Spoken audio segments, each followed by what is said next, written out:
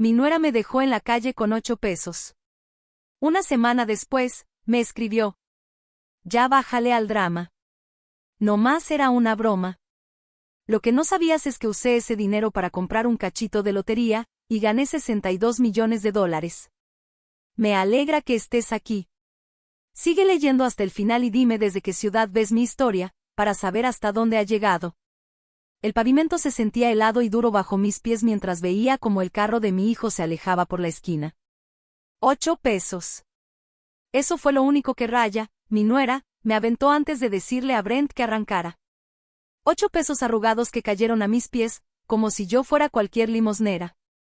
Con eso te alcanza pa'l camión, Della me dijo con ese tono tan hiriente que ya dominaba a la perfección. A lo mejor así, la próxima vez, te lo piensas 2 veces antes de andar abusando. ¿Abusando? Esa palabra me retumbaba en la cabeza mientras me agachaba con trabajo a recoger el dinero. Mis rodillas, ya cansadas por los años, se quejaban. Trabajé 37 años como enfermera, cuidando a otros, ahorrando cada peso para ayudarle a mi hijo a salir adelante, para pagarle la universidad, ¿y ahora salgo con que soy una aprovechada? Brent no dijo ni una sola palabra. Mi propio hijo, ese al que crié sola desde que su papá nos abandonó cuando tenía 5 años, se quedó ahí sentado en el asiento del conductor, viendo al frente. Lo miré a través de la ventana del copiloto, esperando, rogando, que dijera algo. Algo que mostrara que todavía le importaba. Pero lo único que salió de su boca fue: «Mamá, estás exagerando. Raya tiene razón. No puedes seguir esperando que nos hagamos cargo de todo». Su traición me caló más hondo que el frío de la tarde. ¿Exagerando? 30 años de desvelos, de dobles turnos, de cuidar a sus hijos gratis mientras ellos se iban de vacaciones, es exagerar. Me quedé ahí parada, en una esquina de una colonia que ni siquiera reconocía. Abracé mi bolsa contra el pecho. El sol ya se estaba metiendo, y ese lugar no era uno donde una señora de 65 años debiera andar sola a esas horas. Pero parece que eso ya no le importaba a nadie de mi familia. Y todo por algo tan insignificante. Solo les pedí quedarme 3 días con ellos, mientras fumigaban mi departamento. Ni siquiera les pedí dinero, ni favores. Solo un rincón en su sala para dormir. No podemos permitir que interrumpas nuestra rutina, dijo Raya, sin despegar la vista de su celular. Los niños tienen escuela, Brent tiene trabajo. Solo vas a estorbar. Le recordé que yo misma había cuidado a esos niños todos los fines de semana durante 2 años. Que nunca les dije que no cuando necesitaban algo. Entonces su cara cambió, se puso dura, fea. Eso es diferente. Eso es familia ayudando a familia. Lo tuyo es esperar que dejemos todo por tus broncas. Qué bonito, ¿no? La familia ayuda, pero solo cuando les conviene.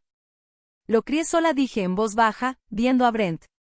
Me desvelé trabajando para poder estar en tus partidos, en tus festivales. Nunca le pedí nada a nadie. Pues a lo mejor debiste hacerlo, saltó Raya. Tal vez si hubieras planeado mejor tu vida, no andarías viniendo con nosotros cada vez que algo te sale mal. Y ahí fue cuando Brent por fin abrió la boca, pero no para mí. Raya tiene razón. Mamá, ya estás grande. Deberías poder resolver estas cosas tú sola, me dijo. Sus palabras me dolieron más de lo que esperaba, porque eran injustas. No se trataba de que yo corriera con ellos cada vez que tenía un problema. Se trataba de que la familia estuviera para apoyarse, de estar los unos para los otros. Pero al parecer, yo era la única que todavía creía en eso. La única que se acordaba de lo que realmente significaba ser familia. Y ahora, ahí estaba yo, sola en una calle que no conocía, con 8 pesos en la mano y sin tener ni idea de cómo regresar a casa. Según un señor que encontré en una gasolinera, la parada del camión más cercana estaba a 3 cuadras. Pero me advirtió que los camiones ya no pasaban por esa ruta desde hacía 1 hora. Un taxi me costaría mínimo 20 pesos, dinero que no tenía.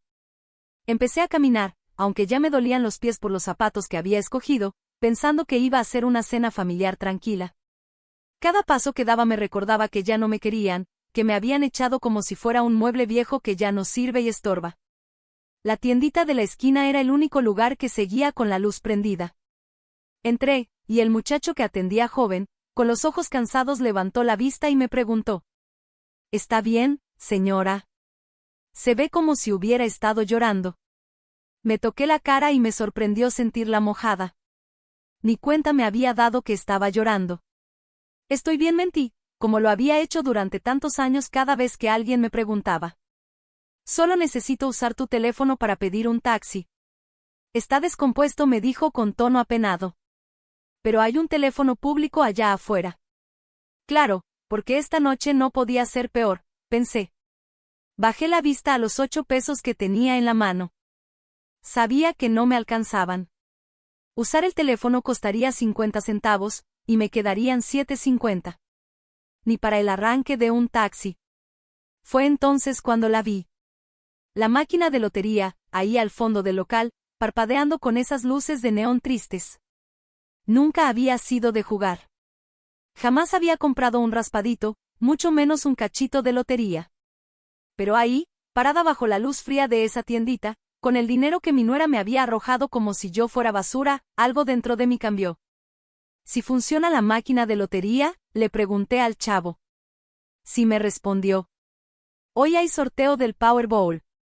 El premio mayor puede llegar hasta los 62 millones. 62 millones. El número sonaba tan ridículamente alto que parecía una broma.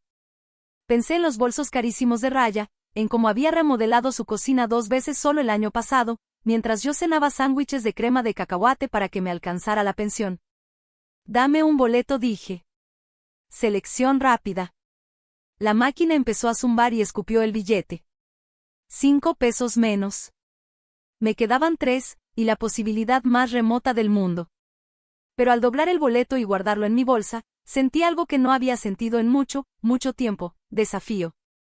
Que digan que soy exagerada. Que piensen que me aprovecho. Me pasé toda la vida cuidando a los demás, poniéndolos antes que a mí. Tal vez ya era hora de apostar por mí misma. El camino de regreso a casa me tomó 2 horas. 2 horas caminando con los pies y las rodillas doliéndome, recordando cada palabra cruel, cada mirada indiferente. Pero con cada paso, algo se fue endureciendo dentro de mí. Una determinación que ya no sabía que tenía. Y cuando por fin llegué a mi departamento, sola, cansada pero entera, tomé una decisión: ganara o perdiera, algo tenía que cambiar.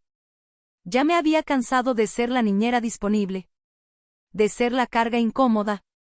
De aceptar migajas de cariño de gente que, si de verdad me quisiera, me habría amado sin condiciones.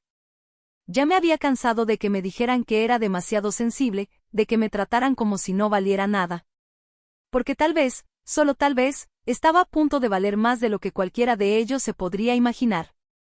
Al principio, ni siquiera registré los números que aparecieron en la pantalla del televisor. Estaba medio dormida en el sillón. El billete de lotería seguía olvidado en mi bolso desde aquella noche espantosa, hace ya una semana. El sorteo era solo ruido de fondo mientras tomaba mi tercera taza de té e intentaba no pensar en lo callado que estaba mi celular. 7 días. Ya habían pasado 7 días desde que Brent y Raya me dejaron tirada en esa esquina, y ni una llamada, ni un mensaje para preguntar si llegué bien. Ese silencio decía más que cualquier discusión.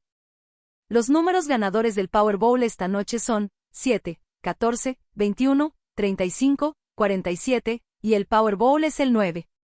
Casi ni los reviso. ¿Para qué? ¿Cuál era el punto? Pero algo dentro de mí me hizo buscar el boleto en mi bolso. Tal vez solo quería distraerme, tener algo que hacer con las manos en lugar de seguir dándole vueltas a todo hasta lastimarme con mis propios pensamientos. El billete estaba arrugado, aplastado entre las llaves y la cartera. Lo alicé con cuidado y entrecerré los ojos para poder ver bien los números bajo la luz de la lámpara. 7, 14, 21, 35, 47. Y el Powerball, 9. Me empezaron a temblar las manos antes de que mi cerebro alcanzara a procesarlo por completo. Lo revisé una vez, luego otra, y otra más. Subí el volumen del televisor esperando que repitieran los números, convencida de que me había equivocado. Pero no. Ahí estaban otra vez. Los mismos exactos números que tenía en mi billete arrugado de 5 pesos. 62 millones de dólares. Dejé el billete sobre la mesa como si fuera de cristal, con miedo de que se rompiera si lo tocaba muy fuerte. Mi corazón latía tan fuerte que lo sentía hasta en el cuello. Esto no puede ser real. A mujeres como yo no les pasan estas cosas. Mujeres que fueron echadas a la calle por su propia familia, que caminan 2 horas para regresar a su casa con los pies adoloridos y el alma hecha trizas. Pero ahí estaba. Tenía el billete en mis manos. No dormí nada esa noche. Me quedé sentada en la mesa de la cocina viendo el boleto, tratando de entender lo que significaba. Por la mañana, tomé una decisión que ni yo misma esperaba, no se lo iba a decir a nadie. Al menos no todavía. Y la primera prueba llegó más pronto de lo que creí. Mi celular vibró justo cuando estaba preparando el café de la mañana. Vi el nombre de Raya en la pantalla, y el estómago se me hizo nudo. Ni siquiera había leído el mensaje y ya sabía que no sería una disculpa. Deja de ser tan dramática, Della. Fue solo una broma. Estás actuando como si hubiéramos hecho algo horrible. Brent se siente mal por lo de la otra noche. Tal vez podríamos cenar este fin si prometes no hacer un drama de nada. Solo una broma. Según ella, dejarme tirada en un barrio peligroso con 8 pesos era una broma. Y ahora tenía el descaro de ofrecerme volver a sus vidas, si me hacía la que no pasó nada. Me quedé viendo ese mensaje un buen rato, mientras el café se me enfriaba en las manos. Hace una semana, me habría aferrado a esa oportunidad. Me habría tragado el orgullo, me habría puesto una sonrisa falsa y habría agradecido lo poquito que me daban. Pero eso fue antes. Antes de saber lo que ahora sé. Escribí una respuesta sencilla. No puedo este fin, tengo cosas que hacer. Su contestación llegó en segundos. ¿Cosas qué? Si tú nunca haces nada. Esa crueldad tan casual me dejó sin palabras. Nunca haces nada. Como si mi vida no valiera, como si no tuviera sentido pensar que yo pudiera estar ocupada con algo importante. Apagué el celular y me fui a cambiar. Tenía cosas que hacer. Cosas grandes. La oficina de la lotería no era lo que yo imaginaba. Pensé que sería un lugar enorme, elegante, como de película. Pero no. En vez de ser un lugar impresionante, era un edificio de oficinas bastante modesto en el centro, con luces fluorescentes y alfombra vieja y manchada. La mujer detrás del escritorio, Sara, según decía su gafete, tenía una mirada amable y una sonrisa tranquila. ¿Es la primera vez que gana?, me preguntó mientras yo le entregaba el boleto con las manos temblorosas. Es la primera vez que juego, le confesé. Sara revisó el billete 2 veces. Luego levantó la vista y sonrió. Pues muchas felicidades, señora Rivers. Acaba de ganar $62 millones. Las palabras no parecían de verdad. Ni siquiera mientras me explicaba las opciones pago único o pagos anuales, impuestos, requisitos legales sentía que eso me estuviera pasando a mí. Era como si viera la vida de otra persona desarrollarse frente a mis ojos. Tómese su tiempo para decidir, me dijo Sara. Pero yo le recomendaría que contrate a un abogado y un contador antes de tomar cualquier decisión importante. Y piense bien a quién se lo cuenta. El dinero cambia las relaciones, a veces de maneras que uno no se espera. Pensé en el mensaje de Raya. En su indiferencia, en cómo minimizó todo mi dolor como si no valiera nada. El dinero cambia las relaciones. Lo que Sara no sabía es que mi relación con ellos ya había cambiado. Los días siguientes fueron raros.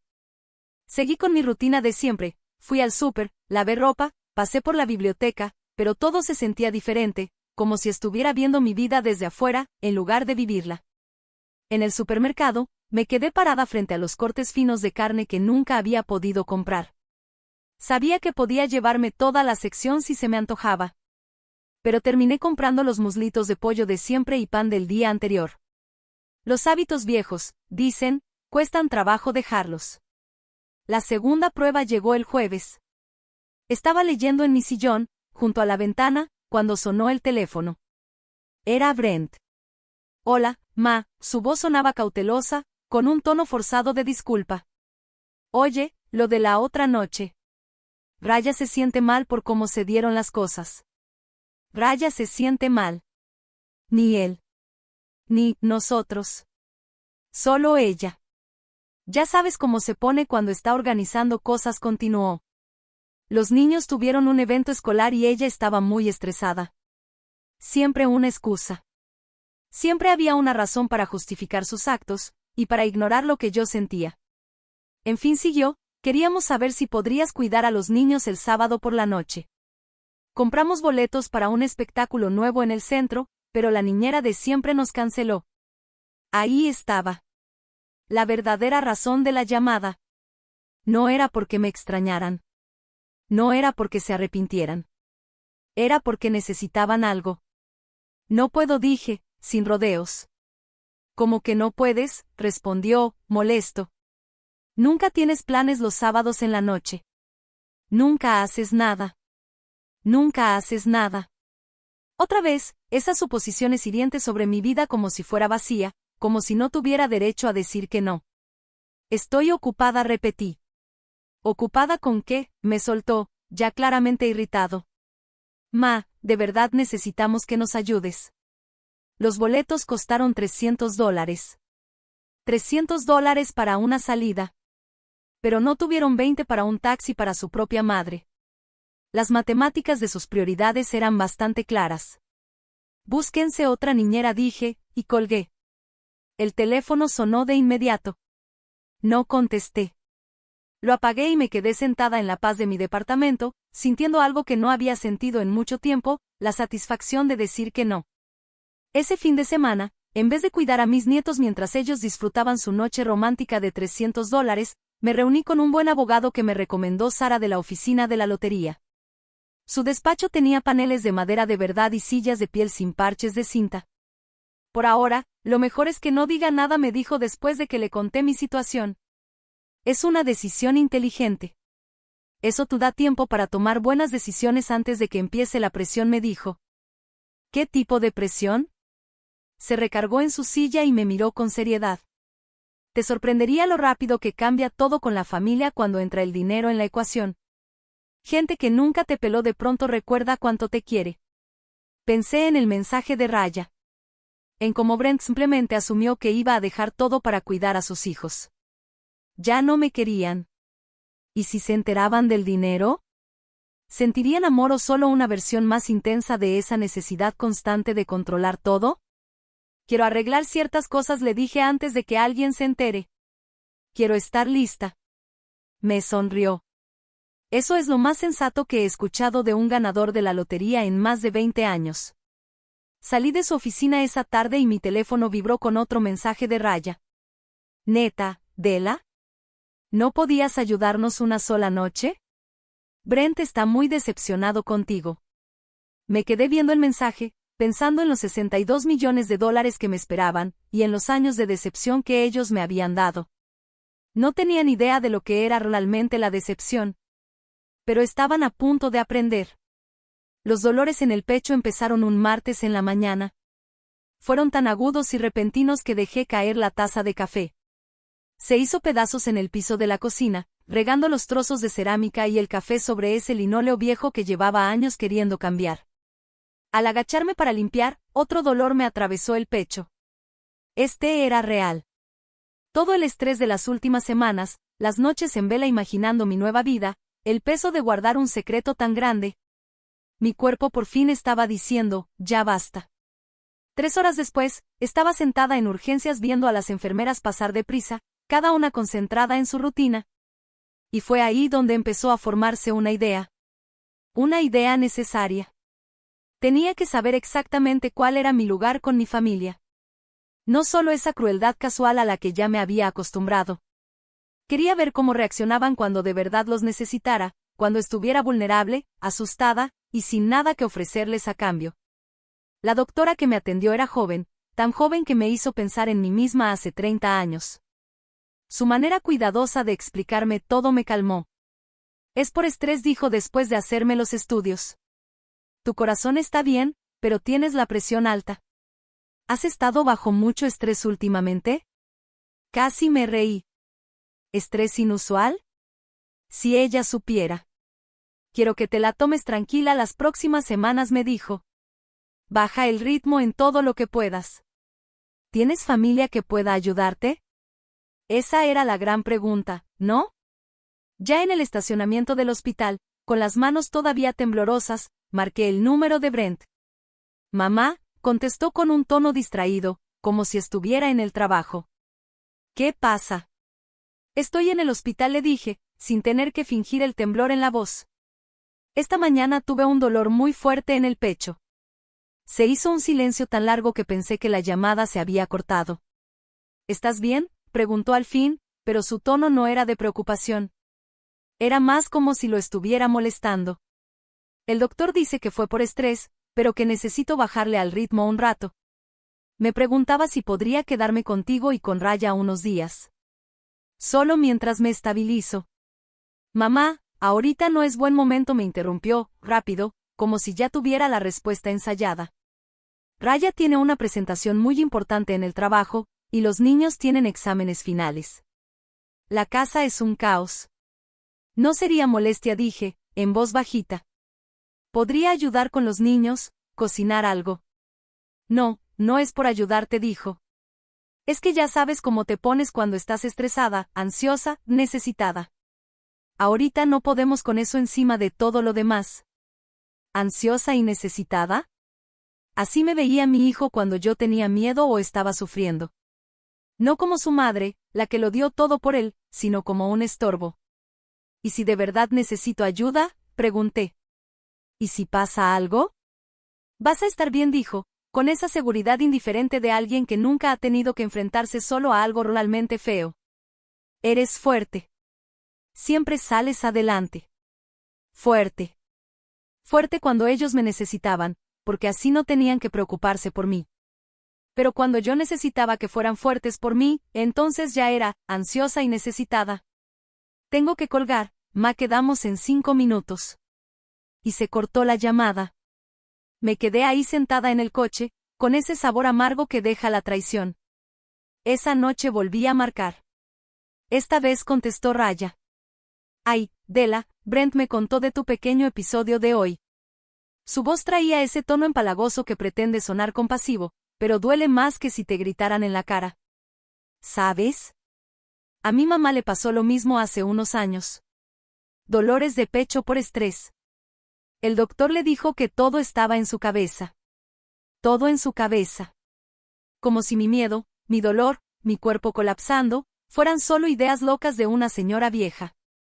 La verdad, Della, necesitas aprender a manejar mejor tu ansiedad, continuó. ¿Has pensado en ver a un terapeuta? Hay opciones bastante accesibles para gente mayor. ¿Gente mayor? Ya me estaba clasificando. Metiéndome en una cajita, problema de la tercera edad que hay que manejar. Solo esperaba poder quedarme con ustedes unos días, dije, odiando lo débil que sonó mi voz. Hasta que me sienta más estable.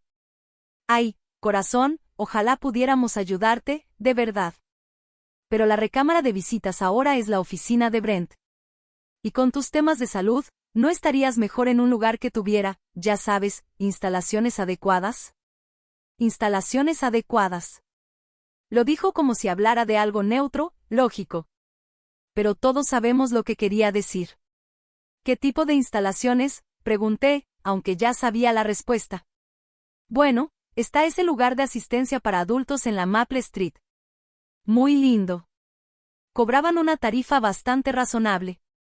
Tienen enfermeras, actividades, hasta talleres. La verdad, podrías disfrutarlo más que estar aquí encerrada con todo el caos de la casa. La sugerencia me pegó como un golpe en el estómago. No solo no quería ayudarme en una emergencia de salud. Estaba usando esto como excusa para sacarme de su vida. Para siempre. Ya veo, alcancé a decir. Es lo mejor, supongo. Pero Raya siguió, emocionada con el plan. No tendrías que preocuparte por el súper, ni la limpieza, ni nada de eso. Y podríamos vernos cuando nuestros horarios coincidan. Cuando sus horarios coincidan. Lo que, viendo cómo habían sido las últimas semanas, significaba, nunca. Creo que mejor te dejo, le dije. Cuídate, Della. Piensa bien en lo que te dije. A veces un cambio de ambiente es justo lo que uno necesita. Después de colgar, me quedé sentada en mi apartamento, en silencio.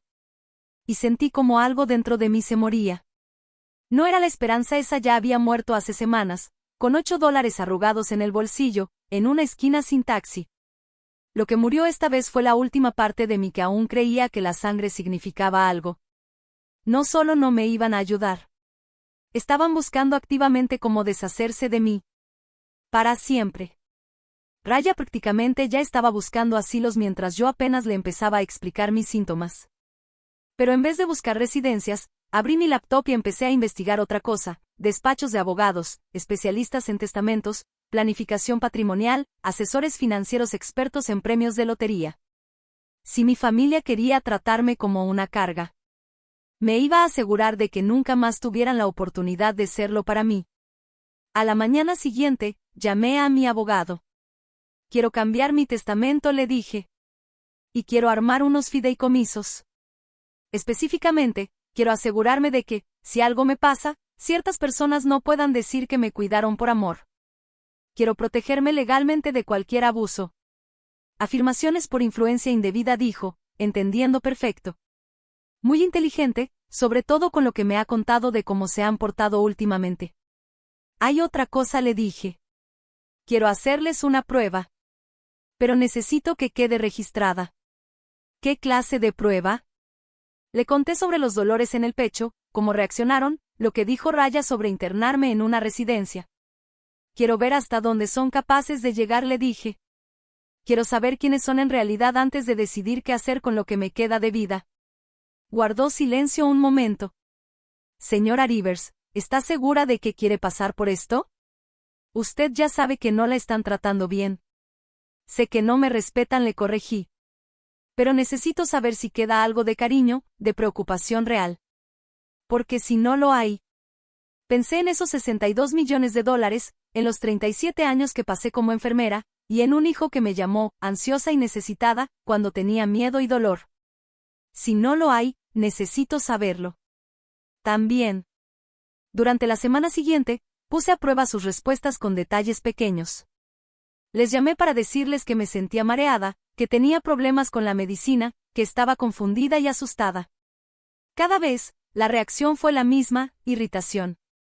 Sugerencias de que me las arreglara sola. Recomendaciones de servicios baratos para adultos mayores. Ni una sola vez se ofrecieron a venir. Ni una sola vez dijeron, ve con tu doctora, o, ¿quieres que te llevemos?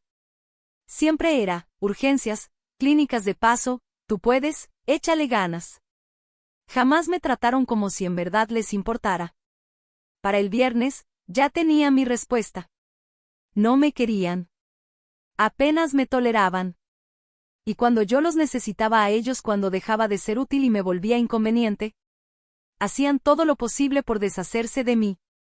Saberlo debería haberme destrozado. Pero no. Me liberó. Porque ahora ya sabía con claridad lo que había enfrente, y podía planear en consecuencia.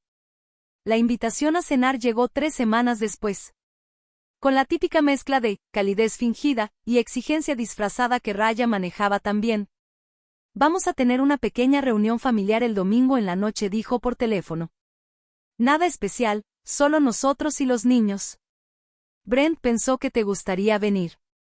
Brent pensó. No, pensamos. No, yo quería. Brent pensó. Lo cual seguramente significaba que su conciencia, por fin, le empezaba a pesar después de tantas semanas tratándome como si fuera una molestia. ¿Y cuál es la ocasión?, pregunté. Ay, ya sabes, tiempo en familia. Nos dimos cuenta de que hace mucho que no convivimos bien todos. Habían pasado exactamente 26 días desde que me dejaron en esa esquina. 26 días desde que Raya me dijo que mejor me fuera a una residencia porque me dolía el pecho. Pero, por lo visto, ahora se suponía que todos íbamos a fingir que nada de eso había pasado. ¿Quieres que lleve algo?, pregunté, aunque ya sabía la respuesta. Pues, si pudieras hacer esa ensalada de papa que les encanta a los niños, estaría increíble. Y si puedes, échate unos panecitos también, me dijo Raya por teléfono. Pero de los buenos, ¿eh? Los de la panadería de Romano. No esos tristes del súper, por favor. Hasta la invitación a cenar venía con lista de mandados y condiciones. Era bienvenida en su casa, siempre y cuando yo pagara mi entrada y llevara algo para cooperar. ¿A qué hora quieres que llegue?, pregunté. A las 5:30. Y, oye, Andela, si puedes, ponte ese vestidito azul que usaste en Pascua. Te veías muy bien con él. Ese vestido azul que tenía 3 años, ya medio gastado y con los hilos sueltos, pero claro, era lo mejorcito que podía aportar yo a esa familia. Entendido, dije, y colgué. El domingo por la noche, estaba en su porche, con mi ensalada de papa recién hecha cubierta con aluminio y una bolsita con panecillos caros. Desde afuera escuchaba las risas y las voces, todos animados.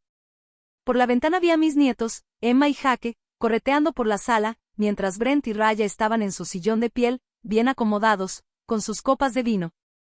Se veía como una escena de comercial, cálida, perfecta, acogedora. Justo como las cenas familiares que había soñado tener con ellos durante años. Debí saber que era demasiado bueno para ser cierto. Raya abrió la puerta con una sonrisa que no le llegaba a los ojos, vestida con una blusa de seda que seguramente costaba más que mi presupuesto mensual para el súper. Dela. Qué gusto que pudiste venir. Pásale, pásale. La casa olía a roast beef con ajo. Había velas caras prendidas por todos lados. Todo impecable, flores frescas en la mesa, cojines acomodados como en revista, vajilla combinada. El tipo de casa que soñaba tener cuando Brent era niño, cuando yo me mataba trabajando turnos dobles y cenaba sopa instantánea para poder comprarle útiles escolares nuevos. Emma, mi nieta de 8 años igualita a Brent, con esos ojitos oscuros corrió a abrazarme por las piernas. Hola, abuelita. Hola, mi amor, le dije, besándola en la cabeza. ¿Cómo te va en la escuela? Bien. Saqué un 10 en mi proyecto de ciencias. ¿Quieres verlo? Pero antes de que pudiera contestarle, Raya apareció y la desvió hacia la cocina. Emma, ayúdale a la abuela a meter las cosas. La cena ya casi está lista. En la cocina, coloqué mi ensalada y los panecillos junto a todo lo que Raya había preparado. Todo lucía carísimo y profesional. El roast beef perfectamente dorado, las guarniciones elegantes en platos a juego. Ni una sola cosa fuera de lugar. Todo se ve delicioso, dije, sinceramente. Gracias, contestó, suspirando como si hubiera cruzado el desierto a pie. Estuve cocinando todo el día. Pero noté que varias cosas aún tenían las etiquetas del deli pegadas. Al menos parte del menú lo había encargado. Brent apareció en la puerta con una cerveza en la mano. Me dio un abrazo de esos medio incómodos, rápido, sin fuerza, como por compromiso. Hola, ma. Qué gusto verte. Igual, hijo, le dije. Lo miré bien. Buscaba algo en su cara, un poco de ternura, alguna señal de que en verdad me había extrañado. Pero no. Tenía la misma cara amable y neutra que uno le pone al vecino o a un compañero de oficina. ¿Cómo te has sentido?, preguntó. ¿Has tenido más de esos episodios del pecho? Sonaba preocupación, pero lo dijo con el mismo tono que usaría para preguntar si iba a llover. Como si no supiera que me estaba desmoronando por dentro. Me las arreglo, dije. Bien. Bien, eso pensé. Eres fuerte. Otra vez con lo mismo. Era fuerte, mientras eso significara que no tenían que preocuparse por mí. Que no tuvieran que ofrecer ayuda, ni mirar más allá de lo cómodo. La cena empezó bastante bien. Los niños contaron cosas de la escuela y de sus amigos, Brent habló de un posible ascenso en su trabajo, y Raya compartió chismes de los vecinos. Por unos minutos, me dejé llevar por la ilusión de que esto era lo que siempre había querido, una cena familiar normal, sentir que tenía un lugar en su mesa. Esa ilusión se rompió justo a la mitad de la comida. Oye, mamá, dijo Brent mientras cortaba su roast beef con la precisión de un cirujano, Raya y yo hemos estado platicando, y creemos que ya va siendo hora de que consideres hacer algunos cambios en tu estilo de vida. La manera tan neutra con la que lo dijo me dio náuseas. ¿Qué tipo de cambios?, pregunté. Raya se inclinó hacia adelante, con esa cara seria y preocupada que solo usa cuando está a punto de decir algo doloroso disfrazado de preocupación genuina. Nos tiene inquietos que vivas sola, dijo. Sobre todo después de esos sustos que tuviste con la salud. ¿Y si un día te pasa algo más grave y nadie está ahí para ayudarte? Tengo vecinos, respondí con calma. Y siempre puedo llamar al 911. Sí, pero eso no es una solución a largo plazo, ¿verdad?, intervino Brent. O sea, ya tiene 65 años. Estas cosas solo se van a poner más complicadas. Estas cosas. Mi edad, mi salud, mi existencia. Ya no era una persona. Era un problema. Algo que había que gestionar. ¿Y qué proponen?, pregunté, aunque ya tenía una idea bastante clara. Raya se iluminó como si hubiera estado esperando justo esa pregunta. Hay un lugar que se llama Sunset Manor. Es una residencia para adultos mayores. Está muy bien equipada, con enfermeros, actividades, planes de comida y todo eso. Es un lugar muy bonito. Y a nosotros nos quitaría mucho estrés, agregó Brent, sin rodeos. Nos preocupamos todo el tiempo por ti, Ma. Si estás comiendo bien, si tomas tus medicinas, si estás segura. Sería un alivio saber que estás en buenas manos, con atención profesional. Atención profesional. O sea, mandarme a una residencia para no tener que sentirse mal por no estar al pendiente de mí.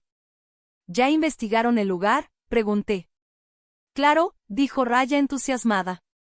Pasé por ahí la semana pasada. Tiene unos jardines lindísimos, el personal es amable y no es tan caro. Bueno, dentro de tu presupuesto del seguro social, si tienes cuidado. Ya habían hecho las cuentas. Sabían cuánto costaba guardarme y decidieron que era accesible. ¡Qué lindos! Lo mejor, siguió Raya, es que está a solo 20 minutos de aquí. Podríamos visitarte con frecuencia. ¿Qué tan frecuente?, pregunté.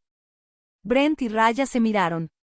Pues, ya sabes cómo están nuestras agendas. Probablemente una vez al mes.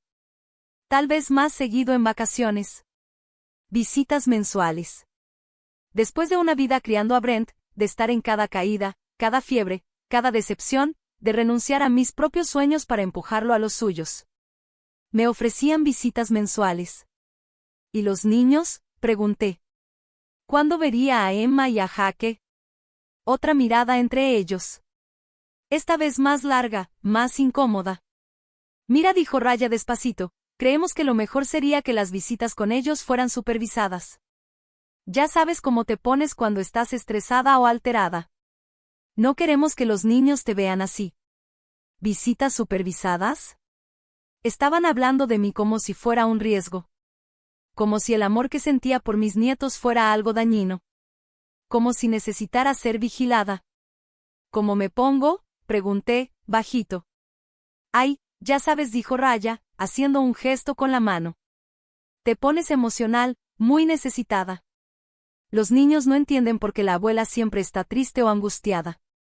Siempre triste o angustiada. Porque llevaba años de duelo por una familia que ya me había borrado del corazón mientras planeaban cómo sacarme de sus vidas. Creemos que esto es lo mejor para todos, dijo Brent con un tono como de cierre de trato. Tú vas a estar bien cuidada, con actividades, médicos. Nosotros vamos a estar más tranquilos, y los niños podrán verte cuando estés en tu mejor momento. Volteé a ver la mesa.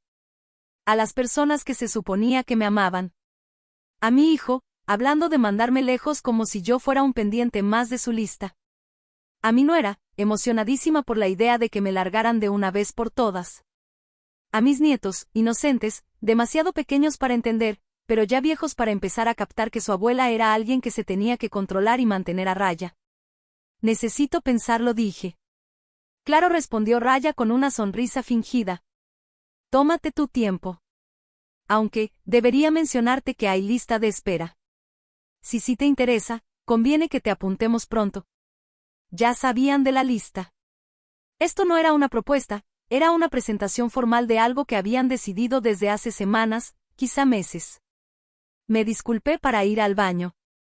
Necesitaba alejarme de sus caras preocupadas, de sus razones también pulidas sobre por qué yo debía desaparecer. Frente al espejo me vi. El vestido azul que Raya me había pedido que usara. El maquillaje que me puse con tanto cuidado para verme bien. La esperanza tonta que cargaba cuando llegué a esa casa. Parecía exactamente lo que era, Una señora mayor intentando a la desesperada ganarse el cariño de gente que ya me había tachado como una carga. Pero ya no era solo una señora mayor.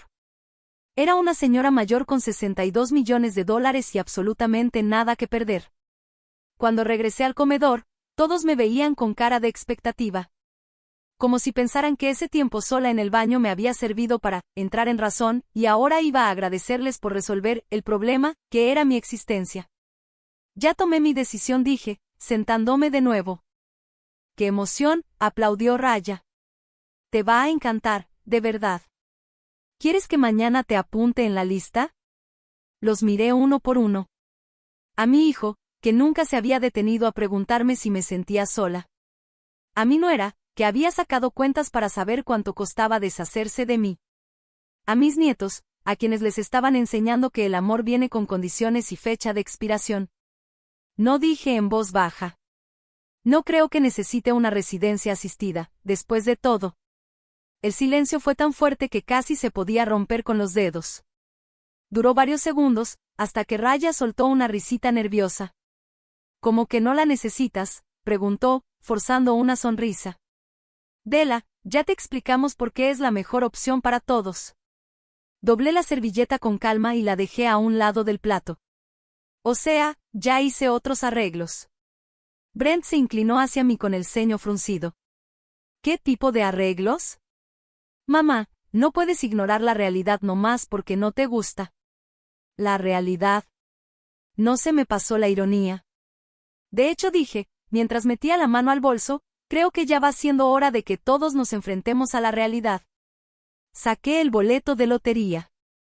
No el original, ese estaba bien guardado en la bóveda del despacho de mi abogado, sino una copia que mandé hacer justo para este momento. Lo puse sobre la mesa, entre los platos finos, y me quedé mirando cómo se transformaban sus caras mientras leían los números.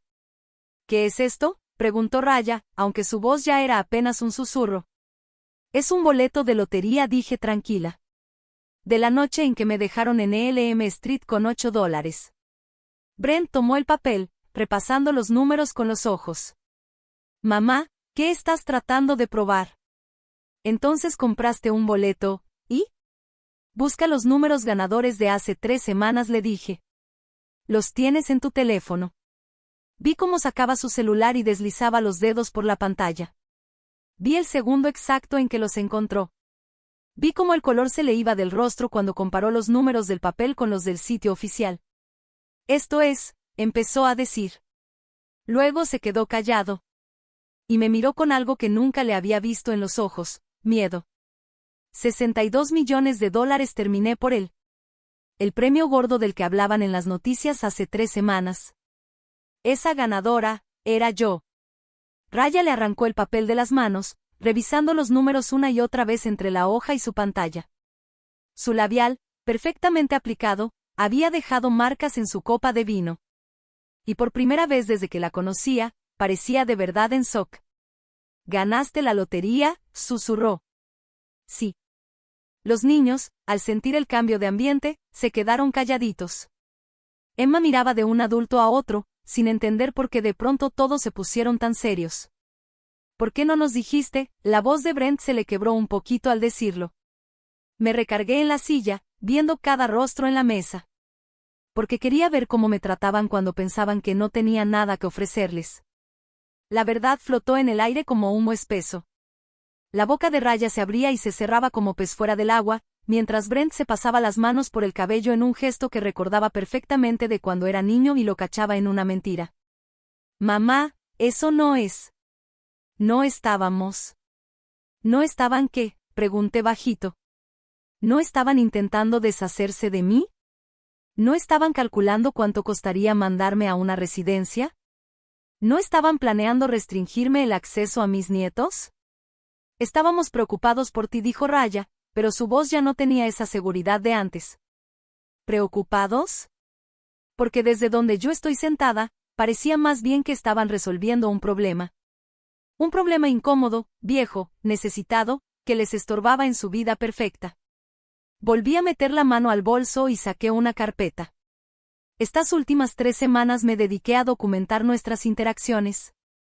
Cada llamada, cada mensaje, cada conversación sobre mi futuro que tuvieron sin incluirme. El rostro de Brent se quedó sin color. ¿Qué estás diciendo?, preguntó Brent. Estoy diciendo que los conozco perfectamente, a los dos respondí, sin levantar la voz. Sé que cuando les llamé asustada y con dolor, me dijiste, Raya, que estaba exagerando. Sé que cuando necesitaba ayuda, me sugeriste que contratara servicios de atención profesional. Sé que esta cena no fue una muestra de cariño, sino una excusa para presentarme su solución final al problema que soy para ustedes. Raya recuperó el habla, aunque su voz sonaba más aguda y tensa de lo normal. Eso no es justo, Della. Estás sacando todo de contexto. Nosotros te queremos. ¿Así?, pregunté, mirándola de frente. Porque he estado tratando de entender cómo se ve el amor en esta familia, y sinceramente, se me está dificultando identificarlo. Abrí la carpeta que traía conmigo y saqué varias hojas impresas. Aquí estás tú, Raya, dije, levantando una hoja. Diciéndome que deje de hacer drama por haberme quedado varada en una esquina. Aquí me estás diciendo que debería controlar mejor mi ansiedad, cuando te conté que tenía dolores en el pecho. Tomé otra hoja. ¿Y aquí? Investigando asilos y calculando costos, mientras yo te explicaba mis síntomas. Raya se puso roja. Muy roja. Yo solo trataba de ayudar. ¿Ayudar a quién? Porque claramente no era a mí. Volteé hacia Brent. ¿Y tú? Cuando te llamé desde el hospital, te molestaste porque interrumpí tu día. Cuando te pregunté si podía quedarme contigo unos días para recuperarme, me dijiste que estaba siendo necesitada y ansiosa. Cuando más necesitaba a mi hijo, tú me diste la espalda. Mamá, por favor, dijo Brent. Por un momento, su voz sonó como cuando era niño y se metía a mi cama durante las tormentas. Podemos arreglar esto. Podemos hacerlo mejor. ¿De verdad? Porque te he dado oportunidad tras oportunidad de hacerlo mejor. Y en cada una, me trataste como una carga. Nunca como tu madre. Saqué mi celular y se los mostré. Este es el número de mi abogado. Lo llamé ayer. Hice algunos cambios en mi testamento. El silencio fue tan fuerte que parecía que el aire se había congelado.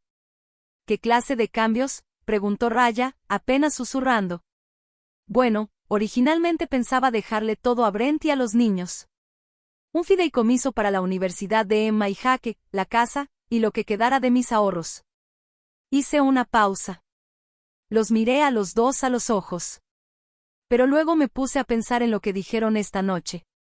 Que necesito atención profesional, que soy demasiado emocional, que mis propios nietos no deberían verme sin supervisión. No lo decíamos en serio, intentó Brent. Si lo decían, lo interrumpí. ¿Y, sabes qué? Les creo. Saqué un documento más de la carpeta. Esta es una copia de mi Nuevo Testamento. Los niños recibirán un fondo modesto para su educación. Suficiente para pagar la universidad, pero no tanto como para convertirlos en blancos de interés. El resto irá destinado a fundaciones que apoyan a adultos mayores que han sido abandonados por sus propias familias. Raya hizo un sonido entre un jadeo y un sollozo. Y también está esto, agregué, sacando otra hoja más. Un registro detallado de cada peso que he gastado apoyando a esta familia, pagos de la hipoteca, vacaciones que pagué completitas, ropa de escuela, actividades, emergencias, todo. Y sí, también calculé los intereses, a las tasas actuales del mercado. Las manos de Brent temblaban mientras sostenía el papel. Mamá, aquí dice que te debemos más de $200,000. Así es, respondí con calma. Son 27 años de apoyo financiero, documentado y calculado. No te estoy pidiendo que me lo regreses. Considéralo mi último regalo para ti. Pero quería que vieras exactamente cuánto aportó tu madre, necesitada y ansiosa, a la vida que ahora estás tan desesperado por proteger de su influencia. La sala quedó en completo silencio. Podía escuchar claramente el tic-tac del reloj en el pasillo. Emma jaló la manga de su mamá. Mami, ¿por qué están llorando todos? Porque sí, estaban llorando. El maquillaje perfecto de Raya se le escurría por las mejillas, y los ojos de Brent estaban rojos mientras seguía viendo los números en el papel. No estoy haciendo esto para herirlos, dije en voz baja. Lo hago porque ustedes me han dejado muy claro que no me quieren en sus vidas, a menos que les sea útil. Y yo ya estoy cansada de ser útil para gente que no me ama. Te amamos, dijo Brent desesperado. Mamá, claro que te amamos. Solo, cometimos errores. Tú tomaste decisiones, le contesté. Y yo corregí el rumbo una y otra vez. Tú elegiste verme como un problema que había que solucionar, en lugar de una persona que merecía ser valorada. Esta noche fue solo la presentación formal de una decisión que tú tomaste desde hace semanas. Me levanté de la silla. Las patas rechinaron contra el piso de madera. Quiero que sepas que no los odio. A ninguno de los dos. Pero tampoco confío en ustedes. Y no puedo construir una relación con personas que solo me valoran cuando tengo algo que les conviene. ¿A dónde vas?, preguntó Raya, con el pánico marcado en la voz. ¿A dónde crees? A mi casa. A mi departamento. Ese mismo que según tú, es demasiado peligroso para que yo viva sola. Tomé mi bolso y mi carpeta. No te preocupes por visitarme en Sunset Manor. No voy a estar ahí. Mamá, espérate, dijo Brent, levantándose tan rápido que tiró su silla. Por favor, podemos hablar de esto. Podemos arreglarlo. Lo miré fijamente, largo rato. A ese hombre que yo crié, por quien me sacrifiqué y al que amé sin condiciones durante 37 años. Sí. ¿De verdad podemos? Porque llevo meses intentando resolver esto. Y cada conversación termina igual, tú diciéndome qué me pasa y cómo debo cambiar para encajar en tu vida. ¿No es eso lo que queríamos decir? Sí lo es. Exactamente eso quisiste decir. Y, ¿sabes qué? Tienes razón. Necesito cambiar. Necesito dejar de rogarle cariño a personas que ya decidieron que no valgo la pena. Me fui hacia la puerta, escuchando sus pasos detrás de mí. En el recibidor, rodeada de fotos familiares que de alguna manera siempre incluían a todos menos a mí, me detuve una última vez. El dinero lo cambió todo para mí, dije. Pero no cambia quién eres tú. Esta noche me mostraron exactamente en qué clase de personas se han convertido. Y les creo. Abrí la puerta principal y salí al aire fresco de la tarde. Detrás de mí, escuché la voz de Raya, desesperada. Della, por favor. Podemos empezar de nuevo.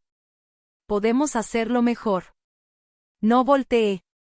Algunos puentes, una vez quemados, simplemente no se reconstruyen. Mientras manejaba de regreso por las calles conocidas de mi colonia, sentí algo que no había sentido en años, paz. No felicidad, todavía no, pero sí paz.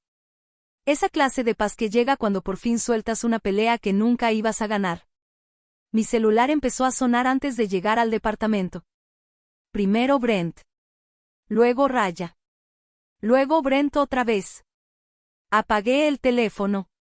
Y manejé el resto del camino en bendito silencio. Mañana vendrán más llamadas.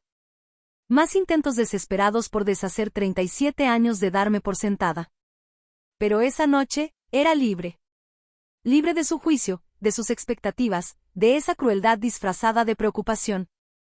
Libre para descubrir cómo se vería el resto de mi vida, una vida que, por fin, me pertenecía por completo. 5 meses después, me encontraba en el jardín de mi nuevo hogar, viendo cómo el amanecer pintaba las montañas de tonos dorados y rosados.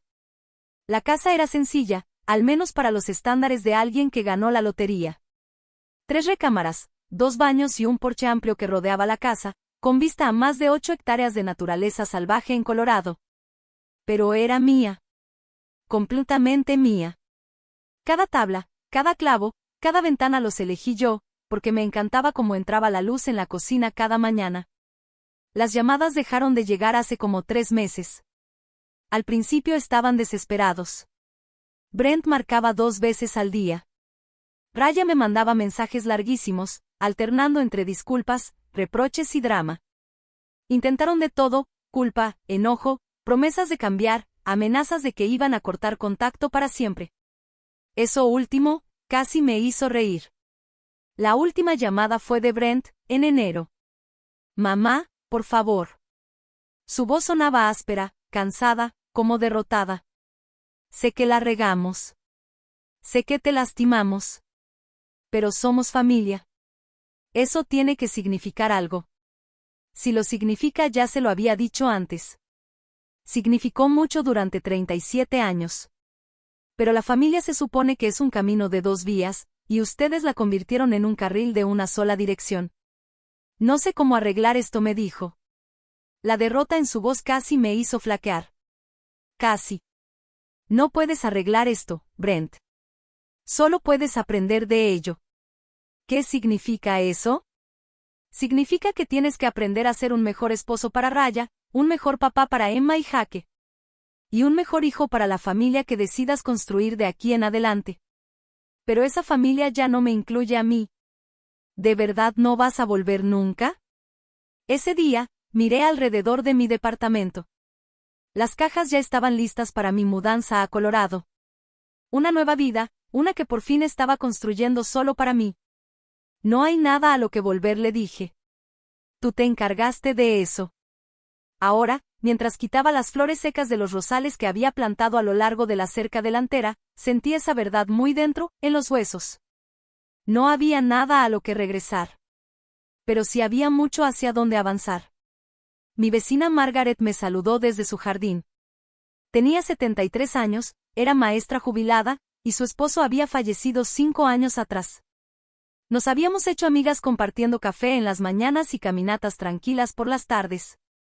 Ese tipo de compañía sencilla que nunca me había dado cuenta cuánto necesitaba. ¡Qué bonita mañana!, me gritó desde su lado. Perfecta para el mercadito, le contesté. ¿Si vas a venir conmigo? Claro. Dame 10 minutos. Esto era lo que me estuve perdiendo todos esos años. Amigos que sí llegaban cuando decían que lo harían. Que recordaban las cosas que me importaban. Que valoraban mi tiempo y mis sentimientos. Margaret jamás me hizo sentir que era demasiado necesitada o dramática. El mes pasado, cuando me dio una intoxicación alimentaria, me trajo sopa y se quedó a ver películas viejitas conmigo sin hacerme sentir que le estaba estorbando. El mercadito estaba lleno de vida ese sábado por la mañana. Ya me había vuelto clienta frecuente en los últimos meses, y compraba verduras frescas y pan casero con vendedores que sabían mi nombre y me preguntaban cómo iba mi huertito. Era algo simple. Que te conozcan, que te recuerden.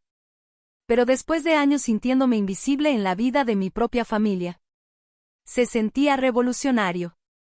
Tella Sara, la señora que atendía el puesto de hierbas, me hizo una seña para que me acercara. Te guardé un poquito de esa albahaca que tanto te gusta, me dijo con una sonrisa. Mientras le pagaba, sentí vibrar el celular en la bolsa del pantalón. Era un mensaje de un número desconocido. El estómago se me hizo nudo al instante. Incluso después de 6 meses, los mensajes inesperados todavía me disparaban esa ansiedad vieja y conocida. Pero esta vez, no era Brent. Ni Raya. Era Emma. Mi nieta. Hola, abuelita. Mi mamá me dio tu número. Te extraño, ¿puedo llamarte algún día? Me quedé viendo la pantalla, con el pecho apretado y una mezcla de emociones que no sabía cómo procesar. Emma ya debía tener 9 años. Suficiente para preguntarse por qué su abuela había desaparecido de su vida. Tal vez, también tenía edad suficiente para extrañarme. Le contesté con cuidado. Yo también te extraño, mi amor. Llámame cuando quieras. La respuesta llegó casi de inmediato. ¿Puedo llamarte ahorita? Volteé a ver el mercado. Margaret estaba en el puesto de al lado, comparando tomates como cada sábado. Era una mañana tranquila, de esas que había aprendido a disfrutar en esta nueva vida que había creado para mí. Busqué un rinconcito apartado, me senté en una banca de madera y marqué el número. Abuelita, dijo una vocecita, bajita, insegura. Hola, mi niña. ¿Cómo estás? Bien. Mamá dice que te fuiste lejos porque estabas triste. ¿De boca de niños? Algo así, mi amor. ¿Y tú cómo estás? ¿Cómo va la escuela? ¿Y tu hermanito? Durante los siguientes 20 minutos, Emma no paró de hablar. Me platicó de su nueva maestra, de la fiesta de cumpleaños de su mejor amiga, del libro que estaba leyendo. Cosas normales, cosas hermosas. Cosas que me llenaban el alma y al mismo tiempo me rompían el corazón. Abuelita, me dijo ya casi para despedirse, ¿eres feliz allá donde vives? La pregunta me tomó por sorpresa. Sí, corazón. Soy feliz. Qué bueno. Mamá a veces llora y dice que te extraña. Cerré los ojos. Sentí el peso de todas las decisiones y las consecuencias de los últimos años. Yo también extraño a tu mamá. Pero a veces los adultos tomamos decisiones que lastiman a otros, y esas heridas tardan en sanar. ¿Vas a volver algún día? La pregunta que más temía. La que había ensayado 1000 veces en mi cabeza. No lo creo, Emma. Pero eso no quiere decir que no te quiera. A veces, aunque uno ame mucho, eso no es suficiente para arreglarlo todo. Después de colgar, me quedé sentada en el coche por un buen rato, viendo cómo las familias caminaban por el mercadito, riendo, cargando flores, pan y verduras. Una parte de mí deseaba volver corriendo, abrir esa puerta y fingir que los últimos 6 meses nunca pasaron. Ser la abuela que horneaba galletas, que ofrecía amor sin condiciones. Aunque la trataran como una carga. Pero eso ya lo había intentado por 37 años. Y casi me cuesta la vida. Así que mejor manejé de regreso a casa. A mi jardín tranquilo. A mi nueva vida. Ese mismo día llamé a mi abogado y creé un fideicomiso pequeño para Emma y Jaque. No era una fortuna, pero sí lo suficiente para que algún día supieran que su abuela los había querido, incluso desde la distancia. Esa noche, estaba sentada en el porche con una taza de té y un libro cuando Margaret apareció con una botella de vino en la mano. Parece que necesitas compañía, dijo, levantando la botella. Le conté sobre la llamada de Emma. Sobre la culpa, el amor y ese dolor tan complejo que viene con alejarte de la familia. Incluso cuando hacerlo es lo único que te mantiene a salvo. Margaret me escuchó sin juzgar, como lo hacen las buenas amigas. ¿Alguna vez te arrepientes?, me preguntó cuando terminé de contarle todo. Me tomé mi tiempo para pensar en su pregunta. De verdad. Lamento que haya sido necesario. Lamento que mi hijo y su esposa hayan preferido su orgullo antes que nuestra relación. Lamento que mis nietos crezcan con dudas, preguntándose por qué su abuela se fue. ¿Pero te arrepientes de haberte ido?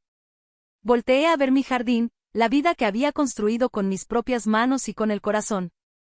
El atardecer pintaba el cielo con esos colores que parecen de otro mundo, y en mis huesos se sentía la paz que había logrado en estos meses. No, le dije al fin. No me arrepiento de haberme elegido a mí. Un año después, recibí una invitación por correo. Era el anuncio de graduación de Emma, terminaba cuarto de primaria con honores. Adentro, con su letra de niña de 9 años, había escrito: Espero que sigas siendo feliz, abuelita. Te amo. Pegué la tarjeta en el refri, junto a las fotos de mi jardín, mis nuevas amistades, el recordatorio de la próxima reunión del club de lectura y la invitación a la cena de cumpleaños de Margaret. Un pedacito de mi pasado colgado en medio de mi presente. No le mandé regalo. No la llamé para felicitarla. Pero le pedí a mi abogado que añadiera $1000 más a su fondo. Le dejé claro que eran para futuros regalos de graduación, desde ahora hasta la prepa. Porque entendí que el amor no siempre se trata de estar ahí físicamente. A veces, amar a alguien también significa dejarlo ir. Y otras veces, significa protegerte de quienes no saben ver tu valor, aunque compartan tu sangre. 2 años después de aquella cena que cambió todo, era verdaderamente feliz. No una felicidad fingida o desesperada como la de antes, cuando rogaba por migajas de amor. Sino una felicidad tranquila, firme. De esas que se construyen desde dentro, cuando te aprendes a querer de verdad. Me ofrecí como voluntaria en el centro para personas mayores, donde ayudaba a otras mujeres a entender lo importante que es la independencia financiera y aprender a poner límites emocionales. No viajaba a lugares lujosos, pero sí conocí pueblitos con encanto y parques nacionales, me quedaba en pensiones sencillas y me dedicaba a fotografiar flores silvestres. Salía con un hombre amable, Robert, que me trataba como si realmente valiera la pena ser escuchada. Y lo más importante, aprendí la diferencia entre estar sola y sentirse sola. Porque durante 37 años me sentí increíblemente sola, rodeada de mi propia familia. Ahora, podía estar sola, y aún así sentirme más completa que nunca. A veces, en la tranquilidad de la tarde, me daba por pensar en qué hubiera pasado si me hubiera quedado. Si hubiera aceptado sus condiciones. Si me hubiera ido a ese asilo donde querían meterme, agradeciendo sus visitas mensuales y ese tiempo limitado con mis nietos, diciéndome a mí misma que un poco de afecto era mejor que nada. Pero no. Elegí otra cosa. Elegí la dignidad antes que la desesperación. El respeto propio antes que seguirme sacrificando. Elegí creer que merecía más que ser tolerada por gente que se suponía que debía amarme. Ganar la lotería me dejó $62 millones. Pero alejarme de quienes no supieron ver mi valor, eso me dio algo mucho más grande. Me dio la certeza de que yo era suficiente, tal como soy, lo reconocieran o no los demás. A veces, la mejor herencia que puedes dejar no es el dinero. A veces es el ejemplo. El ejemplo de qué significa elegirte. De negarte a aceptar menos de lo que mereces. De levantarte de una mesa donde ya no te están sirviendo respeto. Y yo espero, de corazón, que Emma algún día entienda esa lección. Que recuerde que su abuela fue lo bastante valiente para irse, lo bastante fuerte para empezar de cero, y lo bastante sabia para entender que el amor sin respeto no es amor. Esa tarde, mientras el sol se escondía detrás de las montañas, tiñendo el cielo de esperanza y posibilidades, levanté mi taza de té e hice un brindis silencioso. Por la mujer en la que me convertí. Por cada decisión que me trajo hasta aquí. Por esta vida que, al fin, era mía. Porque no todas las historias terminan con reconciliación. Algunas terminan con libertad. Y a veces, ese es el final más hermoso de todos. Y ahora tengo curiosidad por ti, que estás escuchando mi historia. ¿Qué harías tú si estuvieras en mi lugar? ¿Te ha tocado vivir algo parecido? Cuéntamelo aquí abajo en los comentarios. Mientras tanto, en tu pantalla te dejo 2 historias más que son de las favoritas del canal. Seguro te van a sorprender. Gracias por quedarte hasta el final.